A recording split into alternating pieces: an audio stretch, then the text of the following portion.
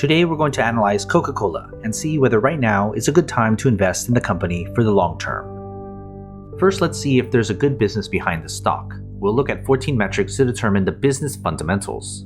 The first set of metrics deal with the company's financial health, with its projected earnings growth for the next 5 years, its profit margins, its effectiveness, which looks at the company's returns on equity, assets, and invested capital, and then the employee value, which looks how much value the average employee adds to the business. You can see the values for each of these metrics, as well as the point totals awarded in the bubbles. The next set of metrics looks at the investment opportunity afforded to shareholders. Here we get the dividend yield, its payout ratio, which is how much of the company's earnings are going out to pay shareholders, and the cash and cash equivalent the company has in order to pay dividends, reinvest, and off the debts it has on its books. Again, you can see the values for each metric as well as the points given for each. This third set of metrics deals with the valuation of the company's stock based on its business. Think of the P ratio as a measure of speculation around the stock. We want them low. The PEG ratio adds earnings growth with the PE ratio. Then, the 200-day simple moving average is the average stock price over that period. We want that low because it means we have a cheaper stock price. And then, short float is basically how bearish other investors think of the stock. For these 4 metrics, we want the values to be as low as possible. That will give us a higher point total within the bubbles. And the fourth set of metrics look into other relevant data.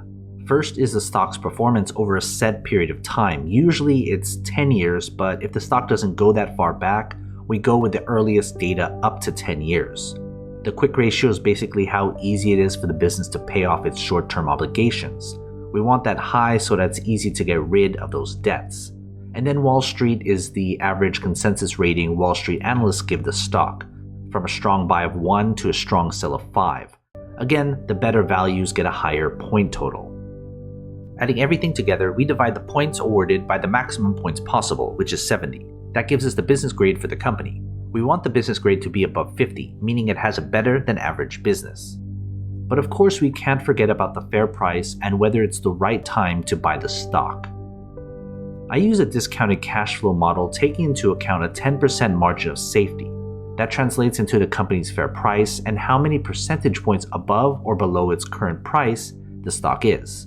When we compare those numbers with the table below, we can see where the company's stock lies in its intrinsic value spectrum right now. Before we get to the final grade, join my Patreon and get access to every company I've analyzed so you can compare between all your favorite stocks. It's updated all the time. Go to patreon.com/growthshares or click on the link in the description. Finally, we can put everything together and to get the company's final grade.